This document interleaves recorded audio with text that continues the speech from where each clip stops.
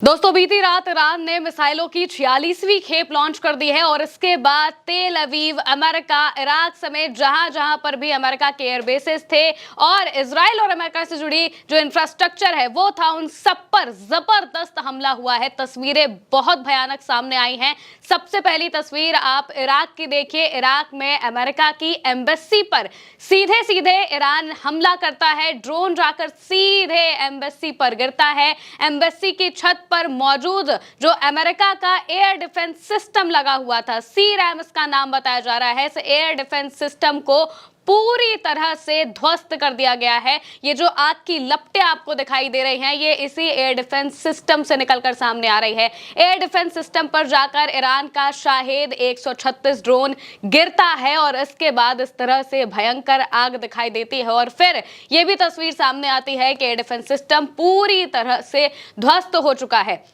लंबे वक्त से लगातार जब से ईरान हमले कर रहा है, एम्बेसी पर कई बार हमले हुए और उन हमलों को यही एयर डिफेंस सिस्टम इंटरसेप्ट कर रहा था, लेकिन अब इस एयर डिफेंस सिस्टम को भी ईरान ने पूरी तरह से ध्वस्त कर दिया है। तस्वीरें आप देख सकते हैं किस तरह से दिखाई दे रही हैं। इसके अलावा अलग अलग मीडिया रिपोर्ट्स में भी इसके बारे में जो बातें हैं वो कही जा रही है। मीडिया रिपोर्ट्स में लिखा हुआ है कि सस्पेक्टेड द चोसुन डेली, जो कि चाइना का एक न्यूज चैनल है, उनकी तरफ से लिखा गया है, breaking suspected Iran missile attack on US embassy in Iraq. इसके अलावा करंट रिपोर्ट के हवाले से भी लिखा गया है, an Iranian drone destroyed a US C RAM defence system near the US embassy in Baghdad, Iraq. The system had been actively countering incoming drones over the past few days. यानी कि लंबे वक्त से ये जो सिस्टम है, ये एयर डिफेंस सिस्टम ईरान की मिसाइलों को, उनके ड्रोन्स को रोकने की कोशिश कर रहा था। लेकिन बीती रात जब 46वीं वेव लॉन्च की जाती है तो इसके बाद तस्वीरें सामने आती है कि इराक के बगदाद में मौजूद अमेरिका की एम्बेसी पर सीधे हमला होता है। एयर डिफेंस सिस्टम तबाह हो चुका है और जो हेलीपैड है, हेलीपैड पे जाकर भी एक ड्रोन गिरता है, जिस वजह से भयंकर तबाही मची है। किसी के हताहत होने की खबर सामने नहीं आई है, लेकिन इससे बहुत बड़ा नुकसान अमेरिका को झेलना पड़ेगा। इसके अलावा इराक के पास ही एक और जगह पर हमला किया गया है ईरान की तरफ से और इराक समेत बहरीन, तेल अवीव जैसे इलाकों पे पूरी रात ऐसी मिसाइलें ईरान ने दागी हैं कि तस्वीरें इसकी गवाह है कि किस तरह से इन मिसाइलों ने जो गदर है वो सब जगह पर मचाया हुआ है। इराक के सोर्सेज लगातार इस बात को कह रहे हैं कि रडार सिस्टम भी उस एम्बेसी पर मौजूद था, जिसे पूरी तरह से ध्वस्त कर दिया गया है। इसके अलावा अमेरिका के एक टैंकर भी इराक के पास हिट हुआ है और वो भी अनजान बोट्स के जरिए हिट हुआ है। इससे पहले भी जब ऑयल टैंकरों पर हमला किया गया था तो IRGC के लोगों ने यह हमला किया था, बाकायदा वीडियो बनाया था एक तरफ से और दिखाया था कि किस तरह से उन्होंने ऑयल टैंकर को तबाह कर दिया है। इसी तरह एक और बार उन्होंने हमला किया है। बीते दिनों इराक के समंदर के पास ये हमला होता है और सबसे बड़ी खबर तो ये है कि अमेरिका के 5 रिफ्यूलिंग प्लेन्स भी मौजूदा वक्त में क्षतिग्रस्त कर दिए गए हैं। सऊदी अरेबिया के प्रिंस सुल्तान अमेरिकी एयरबेस पर ये प्लेन्स खड़े थे, मौजूद थे और वहां पर बहुत सटीकता के साथ ईरान हमला करता है और इसके बाद खबर आती है, वॉल स्ट्रीट जर्नल के हवाले से ये खबर आती है कि 5 अमेरिकी प्लेन्स मौजूदा वक्त में अब क्षतिग्रस्त हो चुके हैं ईरानियन स्ट्राइक्स के तहत। खबर लिखी हुई है, आपके सामने दिख रहा है। रॉयटर्स के हवाले से भी उन्होंने भी वॉल स्ट्रीट जर्नल की इस खबर को आगे बढ़ाया है और लिखा है, 5 US air force refuelling planes hit in Iranian strike on Saudi Arabia, Wall Street Journal. यानी कि 5 अमेरिकी प्लेन को सीधे सीधे हमला हुआ है इन पर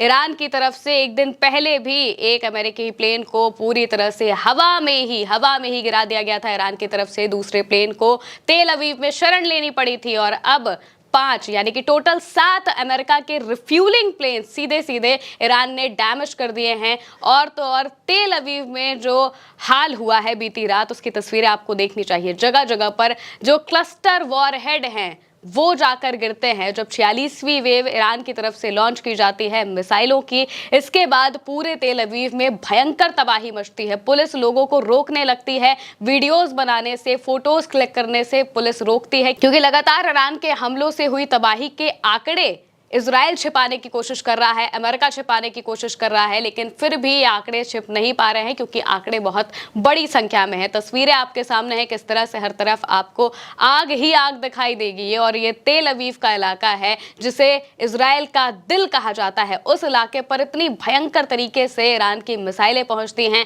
आसमान में जाती हुई जब ये मिसाइलें दिखाई देती हैं तो किस तरह से ये क्लस्टर वॉरहेड्स एक दूसरे से अलग होते हैं और पूरे इजराइल के आसमान पर छा जाते हैं। कोई एयर डिफेंस सिस्टम इन मिसाइलों को रोक नहीं पाता है क्योंकि एयर डिफेंस सिस्टम भी अब नाकाम साबित हो गए हैं। और सबसे बड़ी बात तो ये है कि तेल अवीव जैसा इलाका लगातार खंडहर बनता जा रहा है। एक के बाद एक हमले पर हमले हो रहे हैं और इन हमलों से इजराइल खुद को नहीं बचा पा रहा है। दूसरी तरफ अमेरिका को एक के बाद एक नए नुकसान झेलने पड़ रहे हैं। बहरीन में भी अमेरिका के एयर बेसिस पर हमले हुए, एम्बेसी पर हमले हुए, और वहीं दूसरी तरफ बगदाद में, इराक में यूएस के एम्बेसी पर हमला होता है तो सी-रैम एयर डिफेंस सिस्टम अभी तबाह कर दिया गया है।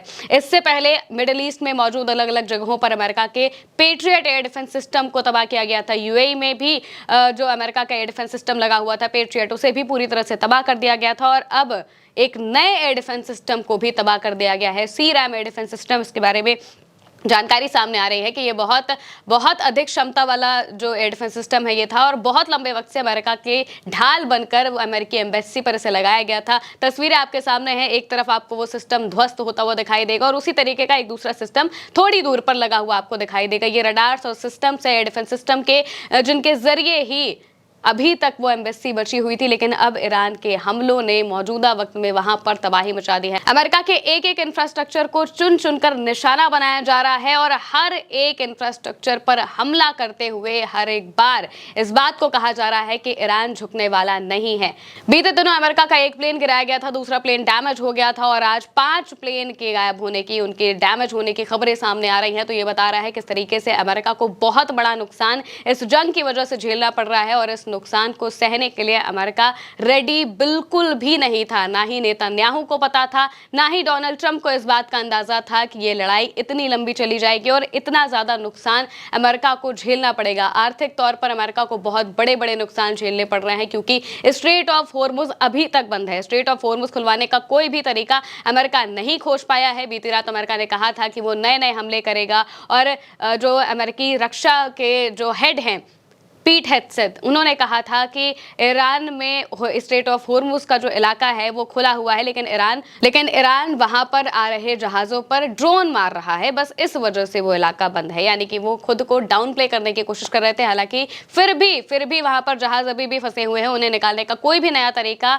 अमेरिका नहीं खोज पा रहा है। और सबसे बड़ी बात तो ये है कि IRGC ने कह दिया है कि 1 सिंगल लीटर ऑफ ऑयल भी यहां से जाने नहीं देंगे। अमेरिका और यूरोप की कंट्रीज में यहां से तेल नहीं जाएगा जब तक ये जंग खत्म नहीं हो जाती, जब तक अमेरिका और इजराइल हार नहीं मान जाते। वो खुद सामने से आकर ईरान से ये नहीं कहते कि अब से हम कोई भी हमला नहीं करेंगे और अब इस जंग को खत्म कर दीजिए, तब तक ईरान इसी तरह से बड़े हमले करता रहेगा। और कल का दिन तो ईरान के लिए बहुत ही ज्यादा खुशी वाला दिन भी था क्योंकि कल ईरान की सड़कों पर एक तरफ जो लोग हैं वो बड़ी संख्या में उतरे हुए थे, अपने देश के लिए उतरे थे, देश के शहीदों के लिए उतरे थे और साथ ही साथ फिलिस्तीन के साथ भी सॉलिडारिटी दिखाते हुए उन लोगों ने कुद्स डे मनाया था। और कुद्स डे की रात में ही ये भयंकर बड़े हमले हुए हैं जिनमें तेल अवीव तबाह कर दिया गया है। तेल अवीव की अलग अलग बिल्डिंग्स पर लगातार हमले किए जा रहे हैं और वहां की जो तस्वीरें सामने आ रही हैं इससे साफ पता चल रहा है, समझ में नहीं आ रहा है कि ये तस्वीरें इजराइल की हैं या फिर गाजा की हैं, क्योंकि गाजा जैसी जो हरकतें इजराइल ने गाजा में की थी वही चीज अब इजराइल के साथ हो रही है और इजराइल से रोकने में पूरी तरह से नाकाम साबित हो रहा है क्योंकि ईरान ने इतनी भयानक मिसाइलें बना के रखी हैं कि वो हर रात नए जखीरे उनके निकालता है और सीधे इजराइल समेत अमेरिका के इंफ्रास्ट्रक्चर पर दाग देता है और इसी के तहत लगातार ये हमले जारी हैं और अभी भी कोई सल्यूशन दिखाई नहीं दे रहा है। अभी भी ईरान मजबूती के साथ खड़ा है, चाहे उस पर हमले हो रहे हो, चाहे उनके लोगों को मारा जा रहा हो, ईरान अब भी उसी मजबूती के साथ खड़ा है और अभी भी इस बात को कह रहा है कि हम हार मानने वालों में से नहीं हैं। फिलहाल के लिए मेरे साथ इस खबर में इतना ही। आप देखते रहिए उल्टा चश्मा यूसी।